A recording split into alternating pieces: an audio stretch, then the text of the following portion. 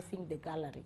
Now, if I'm a journalist, and when I access Parliament, I go to the media center and sit there and stream, watch proceedings on TV like any other person, I would rather sit in the office and follow the same proceedings.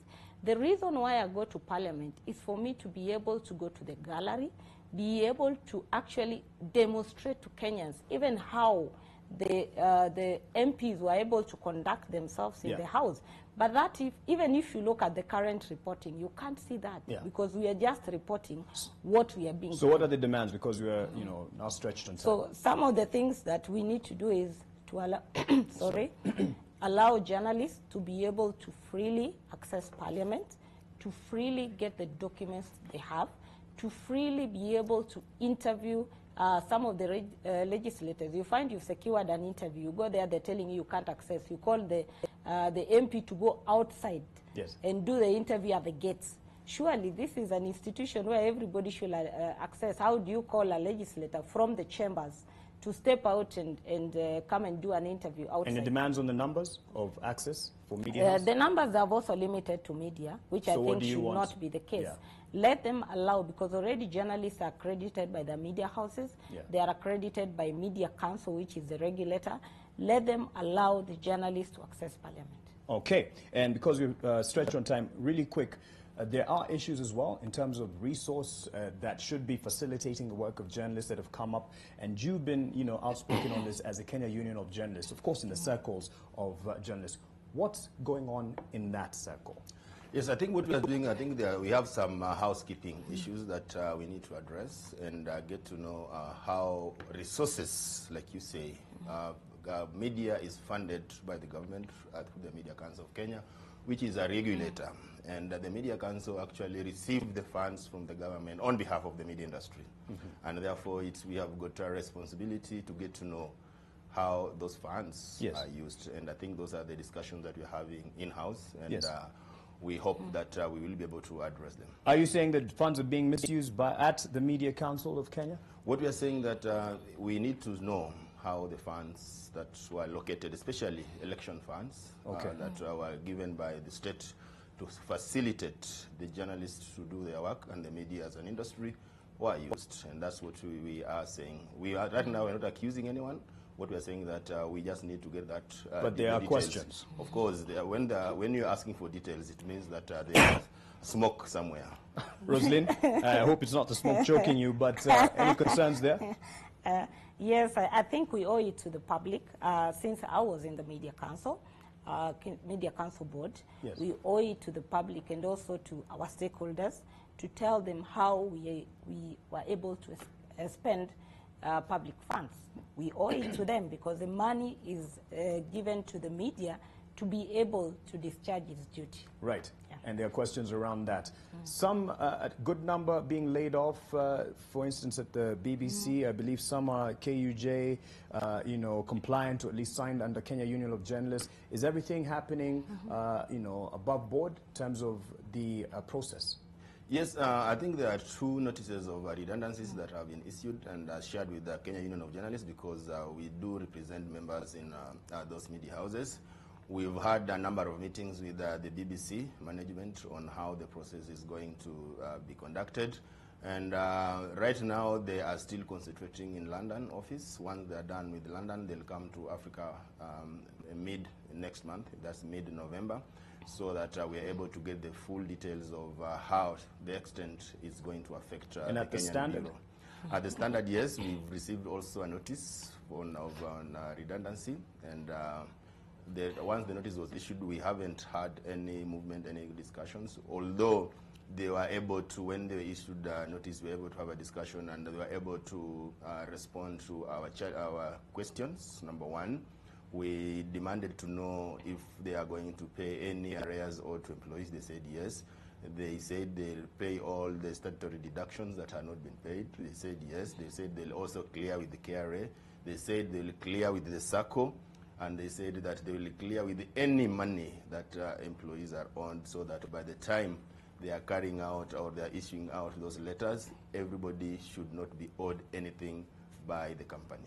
All right. Thank you very much. You've mentioned KRA, and that is the discussion we're getting into now after this short break, because KRA is coming to knock at your door. That's if you're a tenant or landlord, in the effort to get information as to whether the landlords within Nairobi and the environs, that is a metropolitan area of Nairobi, are paying a tax against their rental income. And we have Francis Hiribai, the domestic taxes manager of KRA, and Alex Kanyi, tax partner at Cliff Decker Hoffmeyer, who are here to talk about those issues. And we'll open the lines to you to ask as to how this will play out and what you should expect. Rosalind Obala, thank you for your time with us, and being the planning editor, she's headed to look at what stories we will be covering today, and I'll be looking at the diaries as we transition. Eric Oduor, thank you for your time as the Kenya Union of Journalists Secretary General, and just clarifying some of the issues facing this fourth estate and esteemed profession. And you say you will lead protests to bring back Press Pass, a show that used to be here. I'll join it. I'll join. Let's look at some of the issues that Rosalind Obala is going to assign in terms of the stories we're looking out for as we take a break. And it's day 3 of the vetting of Ruto's cabinet nominees, as well as President Ruto and DP to attend the Kenya Association of Manufacturers meeting, and CJ Kome to swear in new DCI boss Mohammed Ali, a big one there, and Police Reforms Working Group Kenya on disbanded special unit at the DCI, and government media briefing on Mashujaa Day preparations, Mashujaa being tomorrow. Many will be on holiday, including you, perhaps at home. Tutakuwa kazi. And that's what we're staying on to continue for the next hour. The issues around the KRA coming for the landlords who are not paying tax on rental income. That's up next. Stay with us.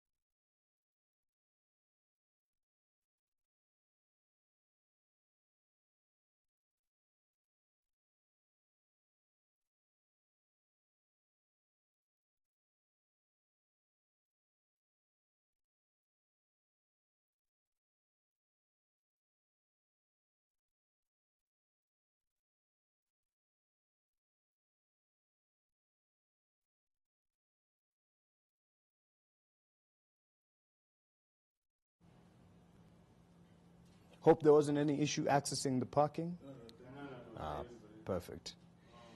You know Shemo Tanga? Yes. Good friend of mine. Yes, in his other life as a rapper. That's how I know him.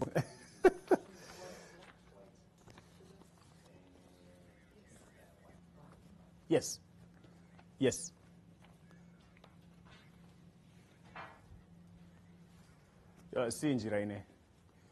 Yes, sir. So,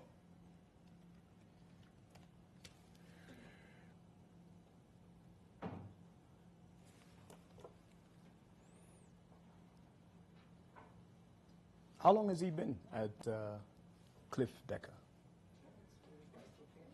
How long has Shem been there? Shem? Yeah.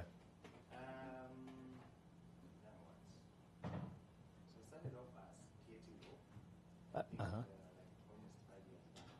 5? Yeah. Yeah, okay. Okay. And then merged with Cliff Decker, which is South African based. So that happened 2 years ago. Well done to him. Na bado ako studio. He tries to he says there's something coming. Yes. Something new coming. Something new coming. But Francis, his colleague is a good friend of mine. He's called Shemo Tanga. Much as he's in court, he's also in the studio rapping. His colleague. Ni mtu tunajuana toka kitambo. Yeah. But for you, I also I know a former schoolmate, Wageni Wamba. She sits in the comms office. She's actually the one who facilitated, us getting in touch with you. She's directly under the Commissioner General. I don't know whether to call it PA or the comms person for Commissioner. But does that name sound familiar? Wageni Wamba? Yeah, so she's actually like a big sister to me. Kazini, shuleni yeye ndo alikuwa ananisaidia kufanya homework. Sana.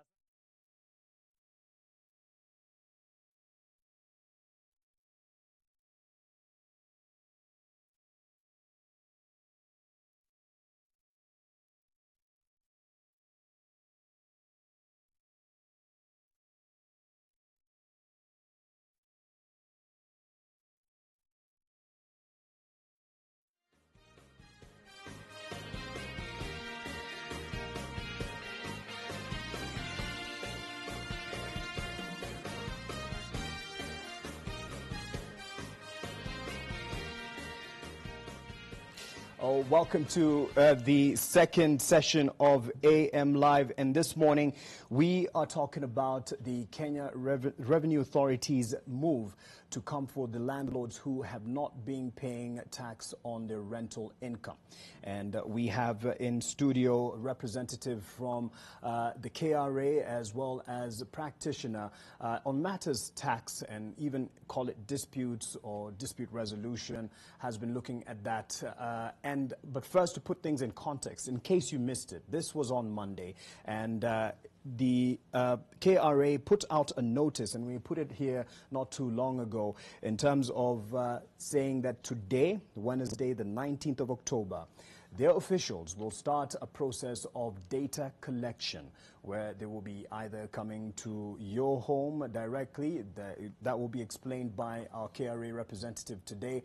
But they say they will be coming to collect data to find the landlords who have not been paying tax. And, the Kenya Revenue Authority now wants to step up the collection of tax on rental income through that data collection, which kicks off today. The taxman says its officers will be traversing Nairobi and the larger Nairobi metropolitan area, collecting data on rental units. Tax on rental income applies to anyone with units fetching rent of at least 288,000 shillings annually or 24,000 shillings monthly, and the tax rate is 10% on gross rent payable monthly. So we'll be opening the lines to you, and I'll have actually my director Arnold. I'm not going to say if he's a landlord, but I think he's been paying the tax on that. If you'll just open the lines, because I know this is something that the Monanchi is concerned. You can ask the questions directly to Francis Hiribai, the domestic taxes manager at the Kenya Revenue Authority, and Alex Kanyi, tax partner at Cliff Decker Hoffmeyer, and they will be able to answer it as best they can. So I'll start with Francis. Good morning, gentlemen. Good morning. This is a question I asked the previous panel. What is your net worth? Again, I get silence, no answer. All right, this is no vetting committee. You're not obligated to answer, especially you, Alex. You know you're right, so you're not going to answer that. But yes, this is a question we've been hearing the last 2 days with the vetting going on. But on a serious note, Francis, the KRA has put out that alert. They'll be going around Nairobi and the Nairobi metropolitan area. First of all, just to describe the metropolitan area as in terms of the radius that covers, where are you targeting in this data collection exercise? Thank you very much. The larger metropolitan area would include, apart from the city county of Nairobi, it would include Athi River, Kitengela, Ongata Rongai, Kikuyu, Kiambu, and Thika. Okay. Yes. So the whole of Kiambu County, the whole of Machakos. Not really Kiambu County, yes, but Kiambu Town. Kiambu Town. Kiambu Town, then Thika Town. Okay. Yes. I'll be getting to how exactly this will be carried out. When I say data collection, it sounds like probably someone might be at the back end searching for details, but maybe there'll be physical visits to homes and establishments. Alex, for someone who's seeing this and saying, "Ala, wanakuja," it's been happening. Collection of tax from landlords has been happening. Yeah. Yeah, just explain that to people in terms of this is not necessarily a new thing. Perhaps the strategy is new. Yeah, this is not the first time that KRA is actually going after landlords. So at some point there was geomapping that was being done by the Revenue Authority. Yes. Basically to identify which properties where, and then you had, some assessments coming in through collaboration with KPLC. So if, for example, Mark has 20 power meters. This is just an example. You'll have to explain, why he has 20.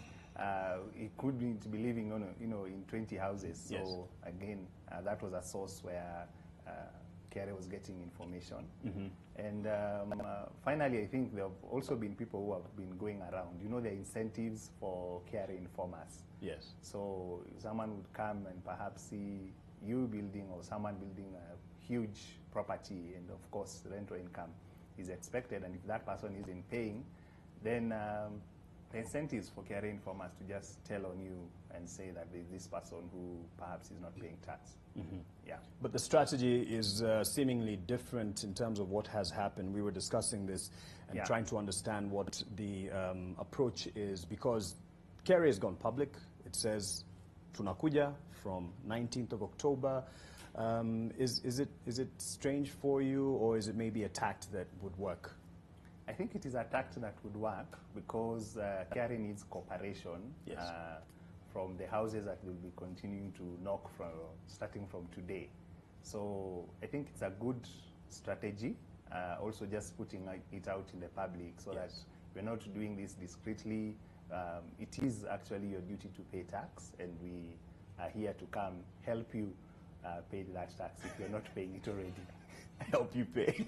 Francis, I saw you jot something down when I was asking that question in terms of this approach, which it has been happening, but now it's quite open, quite out there in terms of be alert that KRA officials will be coming to your door to knock. So first of all, when you say rental income, you're not only targeting the residentials, you're also targeting commercial offices. So how will this practically play out? Like, let's say CBD, what will be happening starting today? Basically, what we have planned to do is that this exercise will take place in selected parts of Nairobi. We know Nairobi is quite big. Yes. Not in terms of geographical area, but in terms of population. So out of the 17 sub-counties, we have identified 8 sub-counties that we'll start with. Mm-hmm. And we'll move step by step until we clear those 8 sub-counties, and then we move to the remaining 9 sub-counties of Nairobi. And this is, when you say we approach you, there'll be the physical visit. Correct. What should an office establishment, what should a rental unit expect in terms of this exercise? Thank you. We would expect the respondents to cooperate with the teams that will go to the ground. They will be asking information relating to the ownership of the properties. If the owners are individuals, then there will be the ID numbers. If the owner is a limited company or an individual, then the PIN will also be required. Then other details as to the rent amount being paid, the land registration number, if it's available, and a few other details that will be asked. But these details were discussed and agreed upon, yes, and they're in our template. And they will use a tool that is very friendly, and it will be submitted online. Immediately after that, the team that is collecting the data will not be carrying papers to fill details on paper, but it will be using a tool that will be submitted right directly to a repository within KRA servers. Okay. Yes. And Alex, I'm sure there will be questions then, either challenging or seeking clarification of what the KRA will come up with in terms of if someone is a landlord and they say, so based on what we have collected, you owe this amount or this amount and should be paying. What's the recourse of someone who feels perhaps the numbers don't tally or this is inaccurate? Yeah. What approaches can these landlords or persons take? Yeah, so there are various approaches. First is having discussions, of course, with KRA. I'm assuming that once they collect the data, they'll tell you that we found out that you actually own this property. We are not able to see the tax that is coming out of this property, so kind of explain yourself what is happening here. So you have that chance to actually explain that. And if for any reason you are not able to agree with KRA, then you have a whole dispute resolution mechanisms within our Tax Procedures Act. Basically, KRA will finish their findings, raise an assessment, you can object to that particular assessment, then KRA has time to make an objection, to consider actually objection, and then give an objection decision. And then after that, you can move, if again you don't agree with the objection decision from KRA, you can move to the Tax Appeals Tribunal. Basically lodge a case. Yes. The way you lodge a case in court. Mm-hmm. And then after that, again, if you're not able to agree, you can move all the way to, High Court, Court of Appeal, to just have your case heard. Yes. But I want to emphasize that in between, especially if the case gets to the Tax Appeals Tribunal, then you have a chance to discuss with KRA again through Alternative Dispute Resolution Mechanism, ADR, mm-hmm. Where, again, parties go before an independent team from KRA, argue out their case, and if you're able to agree, then you just record a settlement, and that settlement is recorded in court as the decision of the court, basically adopted by the court as a decision of the court. Okay. So there are all these mechanisms, but start with the negotiation, start with the discussion with KRA, and before you get to the disputes. Right. Yeah. And Francis, just to clarify, in terms of how it will play out for someone who is in a house or someone is in an office, I want it practically explained to the Mwananchi what they will see. Because even in the alert there, it said that you'll be able to confirm details of the person coming. I mean, tuko Nairobi, and Nairobi rhymes with Nairobi, and you know what happens. Some people have come as, electricity officers and have left people shocked, quite literally, in terms of what happened thereafter. How it will play out practically? How it will play out practically, our KRA team would visit a specific area, a sub-county, and this one we are doing it in collaboration with the other government agencies, like the county administrators. That would help pass the message, and other security agencies in the area would also be in the know that our team is visiting.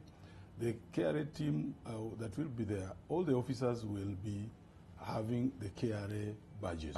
Okay. The staff identification cards.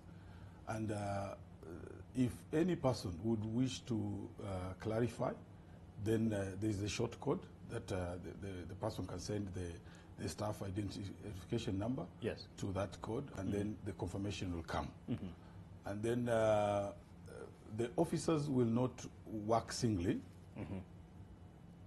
Mostly they will be working in pairs, or in some cases, maybe a team of 3. Yes. And we will also be on the ground. Other supervisors and managers will also be monitoring and supervising the process so that it is done as professional as possible. There will be no one who will feel harassed because the information that will be asked, this is information that will augment what KRA already has. Because when we go out there, we'll be collecting data on owners of properties without checking whether the person is already registered with KRA, whether he's paying or not paying. So at that point, there will be no cause for alarm because the information will be collected as from the step to step. So we will cover all the areas, both residential and commercial. Yes. And then everyone who has property, we expect them to cooperate. Even if they will not be in the houses that time, we expect whoever will be in the house, maybe caretakers. You do know you'll get a lot of responses in terms of maybe it's the nanny, in terms of what hour you've come. Tambiwa mkubwa hayuko, ama baba nani hayuko, then how do you go about that? If that's the nanny you've found at home, and people know how to go around systems. They know, wanakuja 8 time. Maybe they collaborate with the person at the gate, watu wa KRA ndo hao. Utaambiwa time and time again, baba nani amesafiri. Then how will you approach it? Okay, we will give the person a chance to bring forward the information. My director says I'm reviewing my tactics. Yeah, by revisiting that place. But then we will make a decision at some point. If we notice that there is a lack of cooperation, we will take other details that can be found, like the coordinates. These ones, they are not intrusive. One can get the coordinates just outside the house, and then remarks will be put in that particular around that particular property that maybe there was lack of cooperation, and maybe afterwards, other ways of getting that information can be done by another team that will be compiling that data. Because if there is lack of cooperation, it is not information that can be forced. Okay. No one can be forced to give the information. This is the responsibility of a Kenyan resident or a taxpayer out there to give, because that is actually a responsibility to the nation and the country. So we expect that kind of cooperation. But we will not force a person to give out information, okay? But other vital details can be given. Even the team that is going on the ground will capture, maybe give the direction, give the details of the neighbors, so that from there, another team can make that follow-up. Remember, KRA is cooperating with other government agencies, and this has been the case. KRA is not working in silos. A lot of exchange of information between different government institutions, that one has been taking place for a while. And it will not be too long for the details of that, the owner, maybe to be found using other means. Okay. Although we actually expect the Mwananchi out there to cooperate. Even if they will not be at home, because this activity will take place between normal working hours, between 8 and 5. So if a person is out of the house, they can maybe share a bit of the information with whoever is in the house. And even if they needed to be called, then such a call can be made, so that now they can share the information that has been requested for. All right, and you say the first part of this approach starting today is targeting 8 sub-counties within Nairobi? Yes. Yes. So, and just to clarify, and in their alert, they did say that there's a process here that you can follow to ascertain that these are officials from the KRA staff who have come to ask these questions and get the data collection.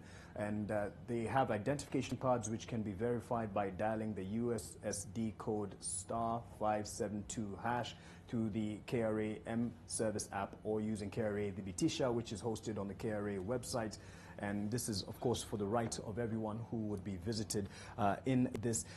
Alex, I want you to speak to this in terms of the approach KRA is taking in this. In September, they collected, I believe it's 185 billion shillings in tax revenue, which was higher than in August. And someone seeing this would ask, is KRA under pressure in terms of getting the targets that they've been given with the new government, given where we are right now? Or is this in the name of widening the tax base? I'd say KRA is under pressure because you have the target for the year FY 2022-2023, yes, which is 2.07 trillion. So going by what KRA has been able to collect as at September, which is the first quarter, KRA has collected 465 billion. If you were to break down the 2.07 into quarters, you'd find that they were supposed to actually collect 517 billion by end of September. So there's already a deficit of about 52 billion that is yet to be collected. So I think KRA is under pressure to also collect that or bridge the gap. But they surprised us last year. They reached the 2 trillion target, over and above actually what was budgeted for. So maybe they will recover as we go to the next quarters. And something interesting around this strategy is that KRA is not actually toothless, as one may want to think, because under the Tax Procedures Act, it is an offense to give false or misleading information. Right. It is an offense to aid or abet tax evasion. It is an offense to obstruct KRA from doing their work. And the penalty there is 1 million or 3 years in jail, or actually both. So KRA has a lot in their hands in terms of enforcement. So perhaps that's the reason why my colleague is insisting that, let's just have a discussion and cooperate. Okay. Yeah. Francis, let's look at the details. You've said people will be starting the data collection targeting 8 sub-counties first. This is within Nairobi, then get into the Nairobi metropolitan area. But as we reported this on Monday, we did say that tax on rental income, and you can correct us if we are wrong, applies to anyone with units fetching 288,000 shillings annually or 24,000 shillings monthly, and the tax rate is 10% on gross rent payable monthly. Is that the right figure? It's targeting, the tax on rent is for those who are getting 24,000 shillings and above. That is correct. Yes. For those earning 24,000 shillings and above, those earning less, they are exempted from this regime of monthly rental income. Okay.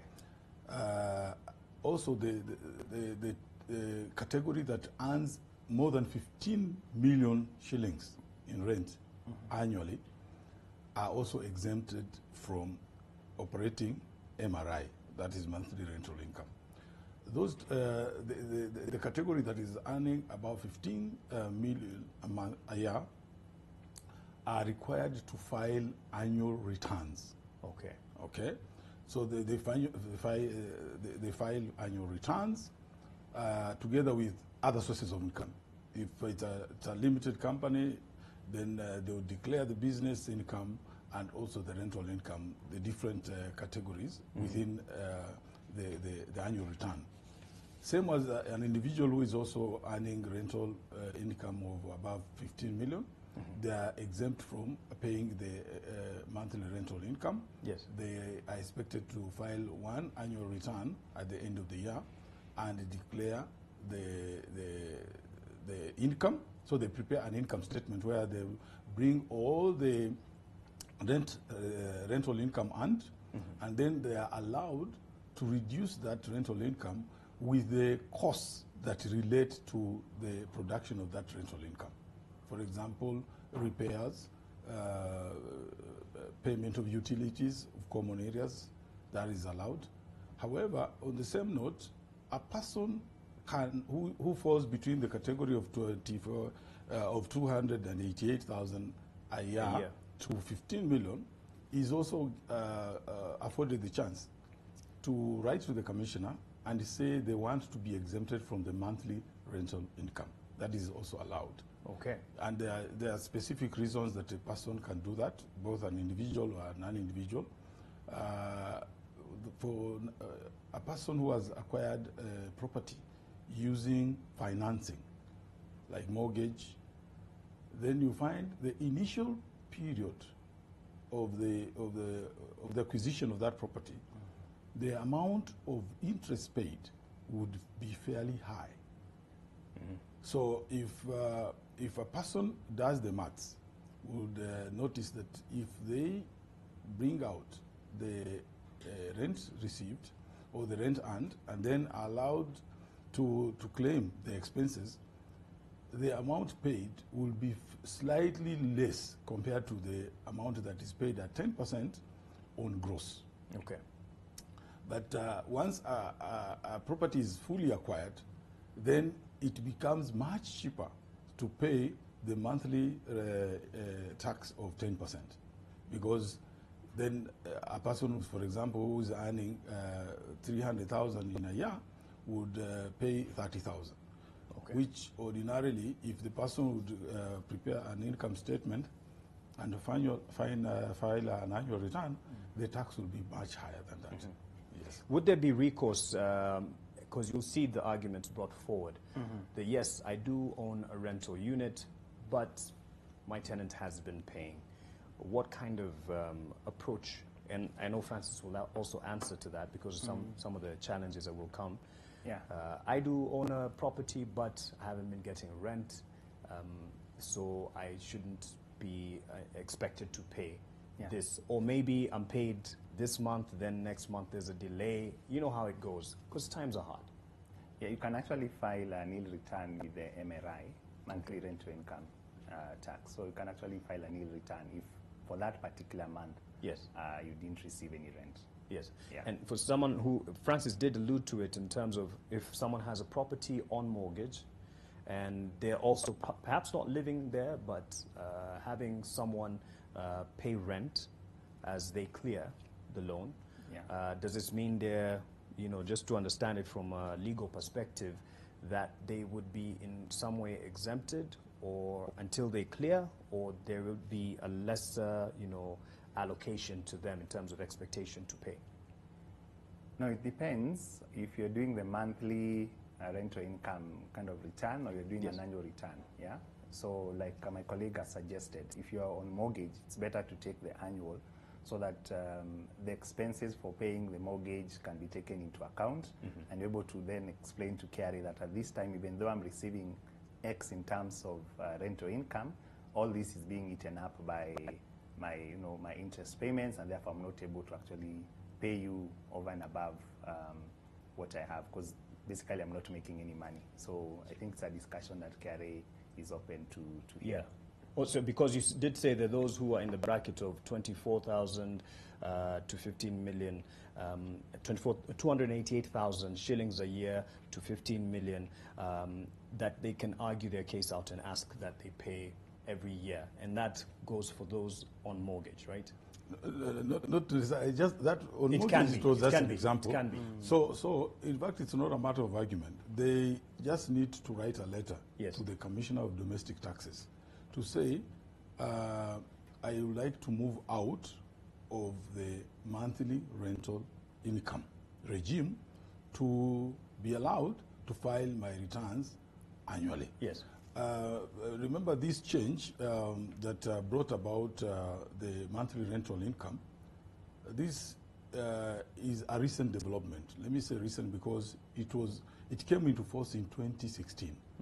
Okay.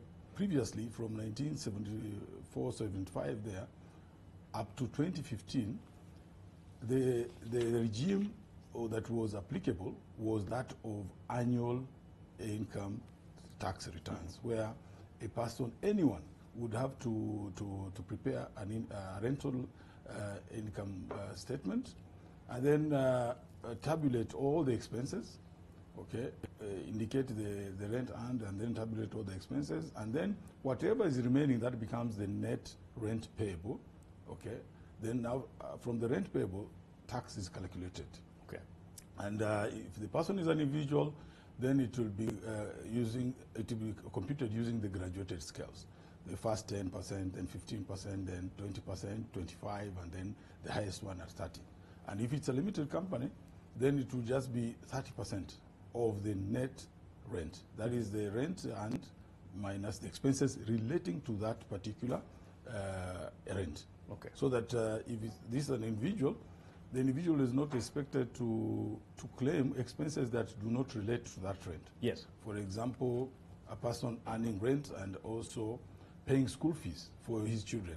He's not supposed to claim the expenses relating to the school fees for his children at that time, because that it does not relate to the production of that rent income. So when that one happens, then so the person is just supposed to write to the commissioner, and the commissioner will respond and say this is okay, because previously it was found to be a bit difficult, especially for persons who either are not very conversant with tax matters, and then all the expenses, some of the landlords and landladies who are out there, some are not conversant with tax matters. Yes. So expecting them to keep expenses between January to December, receipts, some of the repairs are done maybe just by a phone call to a fundi, go and repair this, go and Yes. do that. Yes. There's no proof that that expense was paid. Maybe the person was paid cash. So it was a bit difficult, because at the end of the year, when the return is made, a person is supposed to show proof that those expenses claimed were actually incurred. Mm-hmm. So that was posing a problem. That's why the proposal to bring about monthly rental income came, because it was very convenient. Okay. And then the rent is only charged, the tax is only charged on the rent actually received. Okay. So the argument of I have a tenant who has not paid. During the period when the tenant has not paid, because of one reason or another, the tenant will tell you, maybe I've had this problem and all that. If you only have a tenant who is paying you maybe 40,000 a month, if there's a month, maybe like the month of September, the person did not pay, then you'll file a nil return. But in the month of October, if the person now pays you the 40,000 for September and the 40,000 for October, then you declare a rent of 80,000. And then now the tax will just be 10% of that. Mm-hmm. So that is the convenience, so that it does not inconvenience the person to pay using money not received. Yes. Okay, from the rent. So that's why the MRI generally is convenient for a person. But because it is the general regime that is being used, that's why a person who is not willing to be in that regime needs to communicate to the commissioner, write a letter and say, I want to opt out of the monthly rental income regime. So that from there now, they will be expected at the end of each year, they file an annual return and declare that the rent. Yes.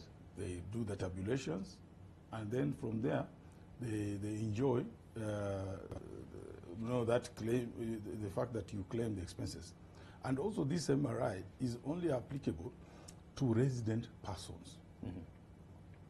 Remember, our laws allow non-Kenyans, even non-residents, okay? In the definition of a resident person, it is covered very well in the Income Tax Act. It does not necessarily mean that a non-Kenyan is a non-resident, because there are non-Kenyans who are living here in Kenya, they have alien identity cards. Those are actually resident persons, mm-hmm. Okay? Then, but a person who is not living in Kenya can own a property and earn rent, but that person will not enjoy the MRI. That person will pay taxes at 30% of gross. For the, like, are you going to deal with that annually or every month on the rental income? That is at the time when the rent is received, but the return is, no, it's not monthly. The return, the person is expected to file a return at the end of the year, but now it will be charged at 30% of the gross rent. Okay. That is for those who are out of the country, they own property here and they get rental income and the expectation. But then, that's why I said the definition of resident and non-resident is covered very well. It is a bit detailed, that's why I can't really cover it here exhaustively. A Kenyan, for example, who is living out there can own a property here, but it does not mean that Kenyan is a non-resident person. That Kenyan is still considered as a resident person, because a person who is born in Kenya is deemed to be having a permanent establishment in Kenya. Okay. So even if they stay out there for 300 days in a year and then come to Kenya on holiday, they still become resident. So they will still enjoy MRI, irrespective of that fact. Okay. But now there is the category of people who are not Kenyans, they are not even living in Kenya, but now because our laws allow, they can still own a property here. And they earn that income. So theirs is not MRI, it is supposed to be 30% on gross rent charge. All right, and feel free to call in the numbers there. That is to the viewer. The numbers there at the bottom of your screen are numbers that you can call in and ask the question directly to Francis from KRA or Alex. And Alex, you did mention something about incentive that is put out there in terms of the effort of KRA to collect tax. So first, let's look at both ways and possibilities. Incentives to the person who has property, hasn't been paying, but perhaps would want now to approach KRA and what is in it for them. But then you did mention that there could be an individual who say, I know this person has rentals here in Kiambu and I know he doesn't pay. He makes 30K per each unit every month and he's not paying. First of all, that sounds very malicious, but like how would then that information be corroborated to ensure that someone isn't victimized? I mean, Alex, you do look wealthy, and I might just go and tell Francis and his officials that, Alex, you need to look into his fortunes, because I know he has some units in Nairobi. Yeah, I think KRA has a duty, and they're aware of it in terms of ensuring that the information they collect is accurate, so they don't just act on a tip-off from someone to say, no, this person actually isn't paying tax. So they need to do proper analysis before they actually bring about an assessment to a potential landlord. Right. So they have that duty. In terms of incentives, if you help KRA to know that there's some tax that ought to be assessed and it hasn't been assessed, then KRA can give you 500,000 or Standard 1% figure.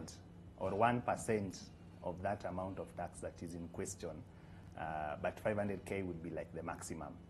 If KRA goes on to actually recover an assessed tax, then you, as an informer, you get to have a chance to get 5 million or 5% of the tax that has been recovered, and basically 5 million would be the upper limit.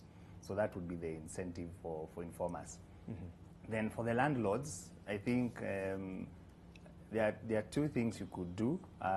One, there's still a voluntary tax disclosure program that is running.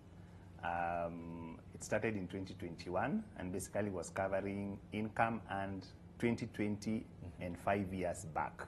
So if for any reason KRA catches up with you or rather, in fact, they shouldn't catch up with you for you to enjoy that disclosure program. You should go on your own and tell them that in this period prior to 2020, I was earning this much.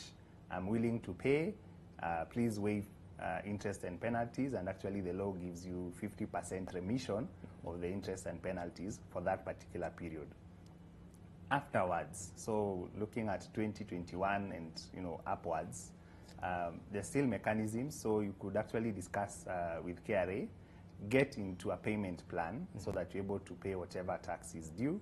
And again, you could still apply for remission of interest and penalties, but now there's no guarantee that you'll actually get that remission of interest and penalties. It is up to KRA to decide whether they will allow you or not. All right, and Francis will respond to the issue of the incentives therein and how people can be malicious with the information and how you corroborate the information that comes your way in this effort. But Peter from Kiambu is watching and would like to put a question across to either gentleman. Peter, good morning to you. I will not ask if you are a landlord or tenant, but I'm sure you're interested in this particular question. Karibu, and what's your question? Hi, how are you? Salama. Yeah, my question is... Carry on. Yeah, my question is, when here in Nairobi, we have people who have established rentals like on road reserve. Yes. Are they also fall in this category of those people who will be charged the tax? Okay, that is very direct. Thank you, Peter. Okay. Francis, you care to start? And Alex, I see you jotting as well. Thank you so much. That question is very, very direct. What is clear is that our laws, okay, specifically the Income Tax Act, indicates that any income earned in Kenya is subject to tax. So the other intricacies, the road reserve and all that, those will not apply in this case. So as long as the person is earning that income. So if the rental income is, fits into the threshold, that particular person will have to pay the taxes. Even if it's wash, I have to ask that. wash income. There's income that has been exempt from tax. Okay. So that is what guides us. There are incomes that are exempt from taxes, and so that any income that is earned and is not in the category of exempt income, then that income is subject to tax. All right, Alex, you could respond to what, Francis has, but these are some interpretations and, questions that could be raised. Even someone might challenge this. Why are you collecting, tax on such rental income from property that's on road reserves? There's actually a decided case on this. If you happen to get income from illegal means, KRA can still come after you and seek to collect tax on that. Okay. So it doesn't matter whether it is a road reserve, it doesn't matter whether it is from wash, it doesn't matter whether it's money that has come from tourism, for example, provided you're earning income out of that property, KRA can actually collect tax from it, and there's a decided case actually on that. All right. Thank you, Peter, for that question. And feel free to ask and call in as well. Direct your question to Francis from KRA, to Peter as well, who would be able to answer. Matthew, you're calling in as well. Matthew is watching. Where are you calling us from? Good morning, and what's your question? My name is Matthias from Ongata Rongai. Karibu. I just wanted to ask, I've been paying my monthly income, rental income, sorry. Yes. And one time I received a letter from KRA, and they had sent an agent to secretly find out the amount of rent I collect, which I don't know who they talk to. Mm-hmm. So I got a letter with a backdated rental income that I don't get. Mm-hmm. So in fact, I visited the office, tried to plead my case, but I wasn't assisted, so I just let it go.